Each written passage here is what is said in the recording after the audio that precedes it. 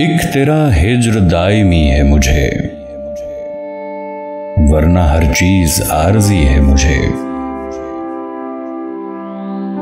मेरी आंखों पे दो मुकद्दस हाथ, ये अंधेरा भी रोशनी है मुझे। मैं सुखन में हूं उस जगह के जहां